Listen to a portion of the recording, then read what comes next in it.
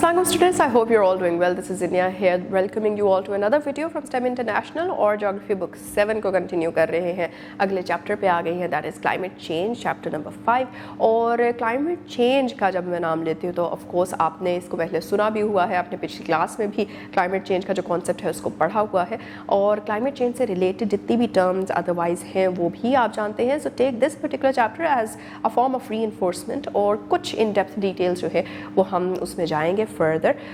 but moreover I hope that this is going to be an easy task for you to get done with this particular chapter. So why wait, let's start with it. जी तो students, as you know कि जैसे ही हमने जो है वो chapter start करना होता है तो सबसे पहली चीज़ हमने टर्म की ब्रेक डाउन करनी होती है and the first thing that we are studying over here is climate change. Climate change को जो है वो पढ़ने के लिए समझना ज़रूरी है कि क्लाइमेट चेंज इन एक्चुअल किस चेंज की बात हो रही है। क्या वो डे टू डे चेंजेस हैं या फिर ऐसे चेंजेस जो कि एक लॉन्गर पीरियड ऑफ टाइम के बाद आते हैं इन योर एटमॉस्फेरिक कंडीशन और फिर आपको वो फेस करने पड़ते हैं। So when we talk about climatic change तो इसके अंदर दो चीज़ें फिर कैटेगराइज हो जाती हैं। एक आपके वेदर पैटर्न के चेंजेस होते हैं जो कि डे टू डे के चेंजेस होते हैं, इसको हम मोस्टली क्लाइमेट चेंज के अंदर नहीं कंसिडर कर रहे होते, लेकिन वेदर पैटर्न्स के चेंजेस के ऊपर भी क्लाइमेट चेंज का जो है वो इम्पैक्ट और जो है वो एक पूरा का पूरा इम्प्रेशन होता है।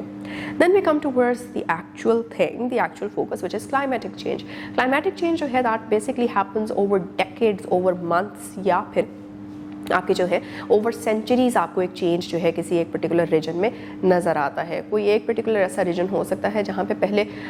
गर्मी जो है वो बहुत ज़्यादा पड़ती थी, लेकिन फिर उसके बाद कुछ सालों के बाद जो है आप देखते हैं कि उसकी गर्मी की शिद्दत में कमी आ जाती है या फिर बढ़ जाती है गर्मी। So all of these kind of changes जो कि एक एवरेज टेम्परेचर में चेंज आ रहा है या फिर एवरेज रेनफॉल वहाँ पे कितनी हो रही है उसमें चेंज आ जाए कोई ड्रास्टिक किस्म का, तो इन सारी चीज़ों को हम क्लाइमेटिक चेंजेस कहते हैं। एंड जिस तरह के हम वेदर पैटर्न्स की बात करते हैं, डेली ह्यूमिडिटी कितनी है, एक पर्टिकुलर एरिया में रेनफॉल कितनी हुई, सुबह बारिश हुई, उसके बाद जो है धूप निकल आई, धूप के बाद जो है वो मौसम बहुत ब्रीजी सा हो गया और स्टफ लाइक दैट। ये शॉर्ट टर्म चेंजेस जो हैं ये बेसिकली आपके वेदर को जो है वो देख रहे होते हैं या फिर वेदर पैटर्न को जो है डिस्क्राइब कर रहे होते हैं। But when we come towards your climate तो क्लाइमेट के अंदर एक ऐसा साइकिल है जो कि ग्लोबली चल रहा है, जिसका बुक के अंदर तो खैर नहीं है ना, लेकिन मैं आपको वैसे ही बताने जा रही हूँ। दैट इज़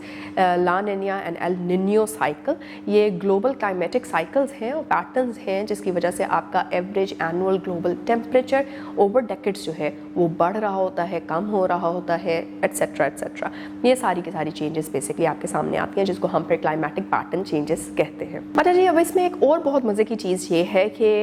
ओवर टाइम जो है क्लाइमेटिक चेंजेस नेचुरली हो रहे थे, पैटर्न के अंदर चेंजेस आ रहे थे। ग्लोबल वार्मिंग जो है दैट इज़ नॉट समथिंग जो कि नेचुरली नहीं हो रही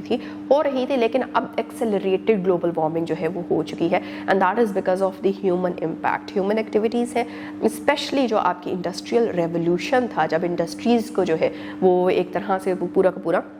रिफॉर्म कर दिया गया था, आपके कोल इंजन्स जो हैं वो आ गए थे एंड ऑल दैट। उससे फिर आगे आपकी और डिफरेंट इंडस्ट्रीज जो है बनती गई, मॉडर्न टेक्नोलॉजी क्रिएट हो गई एंड ऑल। उसकी वजह से फिर पोल्यूशन एक प्रोड्यूस होना शुरू हुआ, वेस्ट प्रोडक्ट एक प्रोड्यूस होना शुरू हुआ और ये सारी की सारी चीज़ों ने एक्सेलरेट कर दिया, बढ़ा दिया ग्लोबल वार्मिंग के पूरे एक रेट को, जिसकी वजह से आज जो है हमें क्लाइमेटिक पैटर्न के अंदर बहुत ही जल्दी शिफ्ट होता हुआ मिलता है। Coming from the facts and coming from the studies 2011 onwards 2020 तक का जो डेकेड था उसमें सबसे ज़्यादा एक क्लाइमेटिक टेम्परेचर शिफ्ट जो है वो देखने को मिला,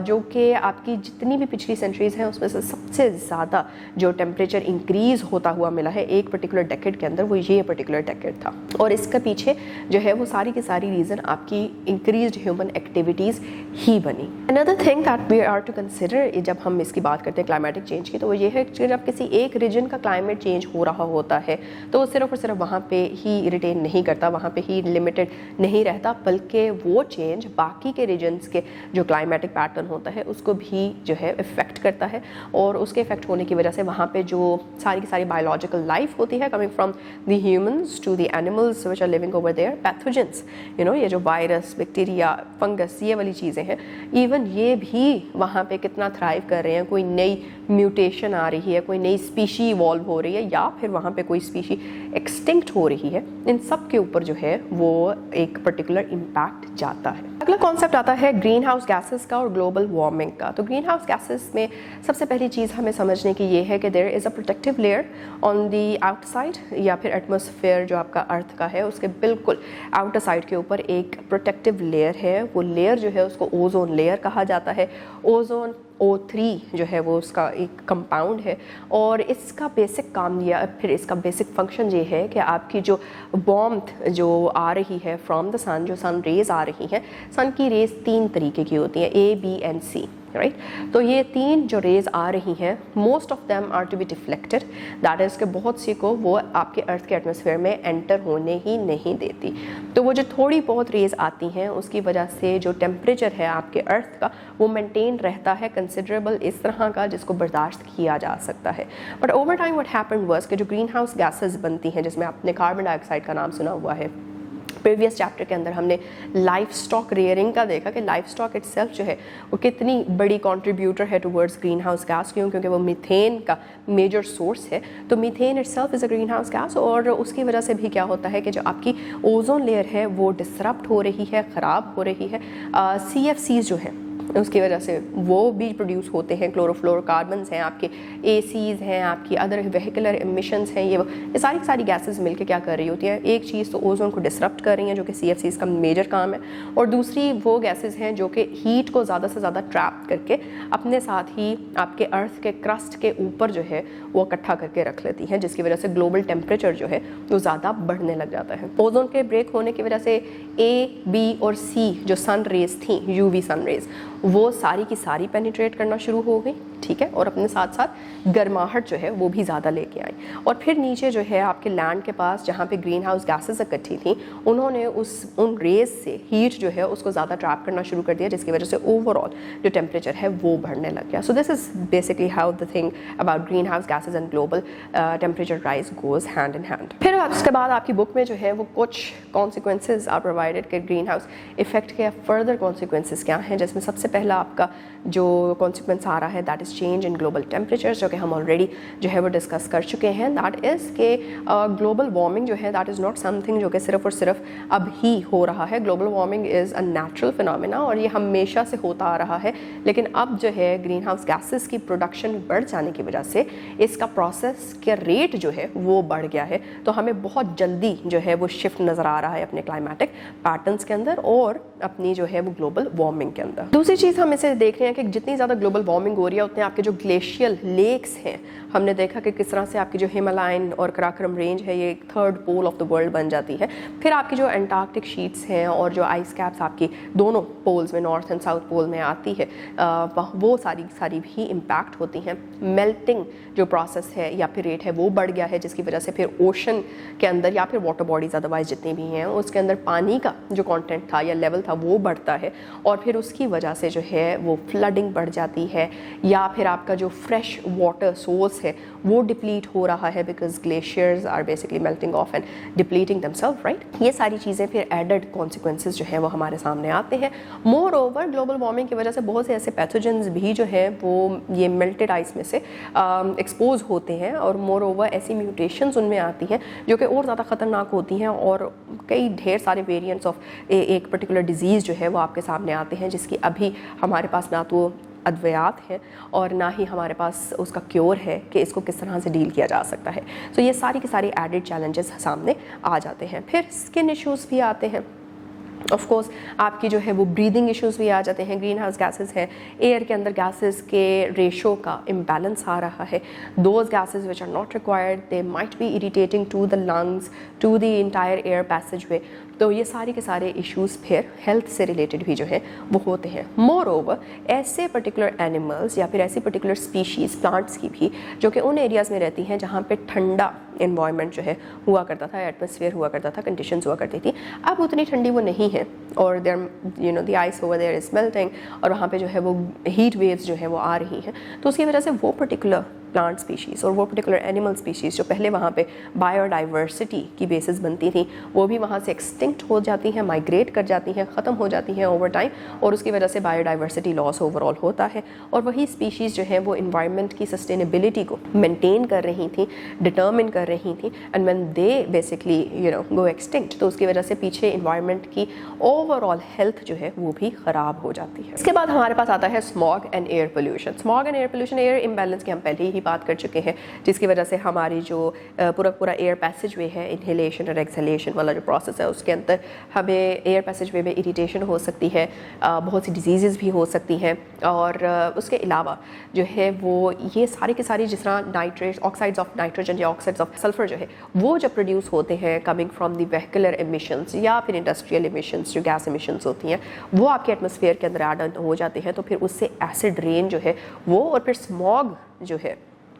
उसका कंटेंट भी ज़्यादा बढ़ जाता है। स्मॉग इज़ बेसिकली जब आपकी स्मोक पार्टिकल्स जो होते हैं, that is carbon which has not been oxidised completely, तो वो आपका ऐड हो जाता है इन द एटमॉस्फेयर, सस्पेंड हो जाता है पार्टिकुलेट फॉर्म के अंदर इन दी एटमॉस्फेरिक लेयर्स, और फिर उसकी वजह से वो एक इरिटेंट है, और विजिबिलिटी का इशू भी आता है, आपको नज़र भी नहीं आता, ट्रैफिक का आने जाने का ट्रांसपोर्ट सिस्टम जो है वो भी, कम्युनिकेशन सिस्टम जो है वो भी, और दूसरा इसकी वजह से जो है वो हेल्थ इश्यूज भी बढ़ जाते हैं। So this also comes as an added negative consequence of global warming. And last class का अगर आपको कुछ याद हो कि आपने क्या कुछ पढ़ा है, तो आपने उसमें जो है वो ये भी पढ़ा होगा कि कार्बन सिंक्स होते हैं डिफरेंट टाइप्स के। कार्बन सिंक्स एक जो है वो उसमें हमने फॉरेस्ट्स का पढ़ा था कि फॉरेस्ट जो है वो कार्बन को फिल्टर करते हैं बिकॉज दे इनहेल इट, और फिर वो ऑक्सीजन प्रोड्यूस करके देते हैं, ऑल राइट। और दूसरी चीज़ जो है वो आपकी ओशियनिक वाटर बॉडीज़ होती हैं, जहाँ पे कार्बन जो है वो वहाँ पे जाके एब्जॉर्ब हो जाती है, जो एक्सेस कार्बन होती है इन दी एनवायरनमेंट। तो इस तरह से ये भी जो है वो एक कार्बन सिंक बन जाता है। लेकिन यहाँ पे एक और चीज़ जो मैटर करती है वो ये है कि जितना कार्बन डाइऑक्साइड एब्जॉर्ब हो रहा है ओशियनिक वाटर बॉडीज़ के अंदर, उतना ही वहाँ पे एसिडिफिकेशन जो है वो बढ़ रही है, पानी ज़्यादा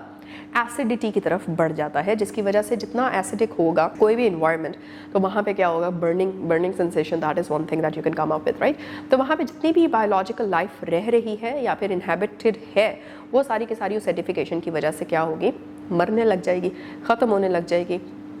एक्सटिंक्शन की तरफ चली जाएगी। तो आपकी बायोडाइवर्सिटी सिर्फ लैंड पे ही कम नहीं हो रही, बल्कि वाटर बॉडीज़ में भी, जो आपका एक्वा कल्चर का पूरा कॉन्सेप्ट है, जो आपकी एक्वाटिक लाइफ, नेचुरल लाइफ का कॉन्सेप्ट है, मरीन लाइफ का कॉन्सेप्ट है, या फिर फ्रेश वाटर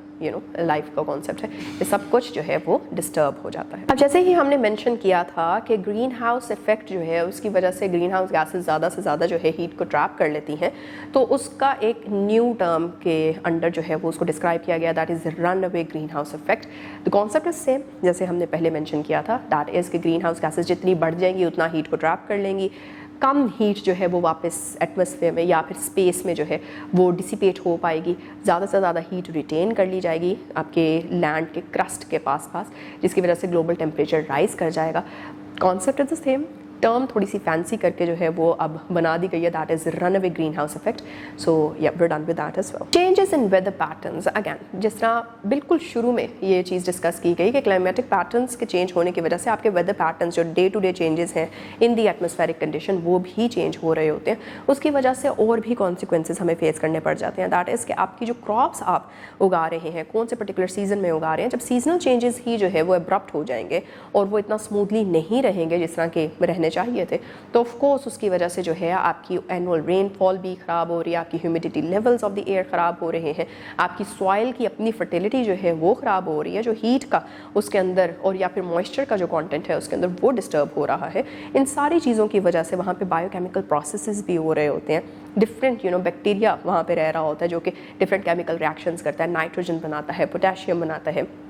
और इस तरह के न्यूट्रिएंट्स प्रोड्यूस करता है जिसको यूज़ करके प्लांट्स जो है वो ग्रो करते हैं। तो जब वो सारा कुछ डिस्टर्ब हो जाता है तो उसकी वजह से आपकी क्रॉप यील्ड्स डिस्टर्ब हो रही हैं। क्रॉप यील्ड्स डिस्टर्ब होने की वजह से पाकिस्तान जैसे मुल्क के लिए, जो कि जिसका इकोनॉमिक पूरा इंजन जो है वो एक्चुअली मैक्सिमम एग्रीकल्चरल प्रोड्यूस के ऊपर चल रहा है या फिर एग्रीकल्चरल एक्टिविटीज़ के ऊपर चल रहा है और उसमें कितने ढेर सारे लोग इसी में एम्प्लॉयड हैं, तो खुद सोचें कि किस लेवल का जो है वो सेटबैक सामने आता है। And the last is health impact. Of course अब आपका एग्रीकल्चरल अगर सेक्टर सारा का सारा डिस्टर्ब हो गया है, आप सिर्फ और सिर्फ कैश क्रॉप ही तो नहीं प्रोड्यूस कर रहे थे, आप बल्कि वो वाली क्रॉप ही प्रोड्यूस कर रहे थे जो आपको इंटरनली सस्टेन करने के लिए ज़रूरी थी, जो कि आपके अपने लोगों के रोज़ का खाना जो था वो आप प्रोड्यूस कर रहे थे। अब वो भी जो है वो उससे नहीं बन पा रहा, जिसकी वजह से फूड इनसिक्योरिटी का रिस्क बढ़ जाता है, उसका चैलेंज बढ़ जाता है। फिर आपकी जितनी सॉइल एक्सपोज हो रही है उसकी वजह से क्या हो रहा है, उसकी वजह से आपकी डिफॉरेस्टेशन में ऐड हो रहा है, फ्लडिंग में ऐड हो रहा है, मोर ओवर फिर आपकी डिजीज़ेज़ इस तरह से जो है वो बढ़ जाती हैं। तो ओवरऑल हेल्थ इम्पैक्ट जो है वो भी कई तरीके से मल्टीप्लाई होकर आपके सामने एज अ चैलेंज जो है आ जाता है। Come towards the book and on page 74 हम देख रहे हैं there are various ways to reduce the greenhouse effect. उसमें सबसे पहला वे है use renewable energy sources such as solar and wind power. तो उसमें ये है कि इन रिन्यूएबल एनर्जी सोर्सेज को यूज़ करने का बेनिफिट ये है कि इसकी वजह से ग्रीन हाउस गैसेज जो है वो नहीं बनती। फॉर एग्जांपल आप फॉसिल फ्यूल को बर्न करते हैं फॉर फ्यूल, जिसमें आपका ऑयल आता है, जिसमें आपका कोल आ जाता है, स्टफ एंड स्टफ, तो उसकी वजह से फिर आपको कार्बन डाइऑक्साइड प्रोड्यूस होती है। जबकि अगर आप एनर्जी रिसोर्सेज को शिफ्ट कर देते हैं टू रेन्यूएबल वंस, जिसके अंदर सोलर और विंड पावर आता है, तो उसमें कोई भी एज सच ग्रीन हाउस जो आपकी गैस है वो प्रोड्यूस नहीं हो रही। The second one is practice recycling and reusing items to minimise waste generation. आपकी एक टी शर्ट की प्रोडक्शन के अंदर कई गैलन्स ऑफ वाटर जो है वो इस्तेमाल हो रहे होते हैं। तो अगर आप रिसाइकलिंग और रीयूजिंग आइटम्स की तरफ बढ़ेंगे तो उसकी वजह से आपकी जो इंडस्ट्रियल एक पूरा का पूरा फुटप्रिंट है आपका इन ग्रीन हाउस इफेक्ट वो भी कम हो जाएगा, वेस्ट की जनरेशन भी कम हो जाएगी और वेस्ट जो प्रोड्यूस होता है उसके अपने एस्थेटिक जो है वो डिसएडवांटेजेस भी होते हैं। ओवरऑल जो है वो आपका लैंड पोल्यूशन को भी, एयर पोल्यूशन, वाटर पोल्यूशन, हर चीज़ में जो है वो कंट्रीब्यूट कर रहा होता है। The third is to conserve water to lower energy consumption. अब इसके अंदर what you are doing is कि पानी को कंजर्व कर रहे हैं, जिस तरह कि आपने पहले भी पढ़ा है कि पानी अगर fresh water 2.5% of the entire water content जो कि आपको पूरी दुनिया में मिलता है उसमें से है, तो खुद सोचें कि अगर हम अपनी हर एक्टिविटी के लिए फ्रेश वाटर को इस्तेमाल करना शुरू कर जाएं तो एक टाइम आएगा जब पीने को भी पानी नहीं मुयस्सर होगा। एंड जो डीसैलिनेशन प्लांट्स हैं वो इतने एक्सपेंसिव हैं कि हर मुल्क including Pakistan, third world countries जिन्हें हम कह लेते हैं, मान लेते हैं, वो नहीं उसको जो है अफोर्ड कर सकते और अफोर्ड करने की वजह से उसको यूज़ भी नहीं कर सकते। फिर आता है हमारा जो select products with minimal energy usages and packaging. इस तरह के प्रोडक्ट्स को इस्तेमाल करें जिसका एक तो एनर्जी यूज़, क्योंकि जो भी आपकी प्रोडक्ट बन रही होगी उसके अंदर उसके बनने में जो है वो एनर्जी इस्तेमाल होती है, तो ऐसा प्रोडक्ट इस्तेमाल करें जिसमें एनर्जी कम यूज़ हो रही हो उसके प्रोडक्शन के अंदर। और फिर जो उसकी पैकेजिंग है वो इतनी कोई लैविश होने की ज़रूरत नहीं है कि आपको 3 लेयर 4 लेयर 5 लेयर पैकेजिंग चाहिए। कोई सस्टेनेबल पैकेजिंग जो है सिस्टम, उसकी बेसिस के ऊपर आपको जो प्रोडक्ट्स मिल रहे हैं उसको ज़्यादा इंकरेज करें और एम्पावर करें। Plan an awareness campaign to educate others on how to save our environment. Awareness campaign को प्लान करने के लिए और एग्जीक्यूट करने के लिए खुद का स्पेशली एजुकेटेड होना ऑन अ पर्टिकुलर टॉपिक जो है वो that is very much important. So the first thing that you are to do is कि अपनी इन्वायरमेंट को किस तरह से बचाया जा सकता है उस पर खुद को अच्छे से एजुकेट किया जाए, खुद जो है वो उस पर इनोवेटिव प्रॉब्लम सॉल्विंग सोल्यूशंस जो है वो निकाल के लेकर आए जाएं और ख़ुद किस तरह से अपना जो है वो negative footprint on the environment कम किया जा सकता है, उन पॉइंट्स को जो है वो अच्छे से समझा जाए और उसको प्रैक्टिकली आप इम्प्लीमेंट भी कर रहे हों ताकि फिर आप किसी और को भी एजुकेट कर सकें और बता सकें। Then conserve energy by utilising efficient appliances and turning off lights when not in use. Again फिर जब आपको जिस चीज़ की ज़रूरत नहीं है आप उसको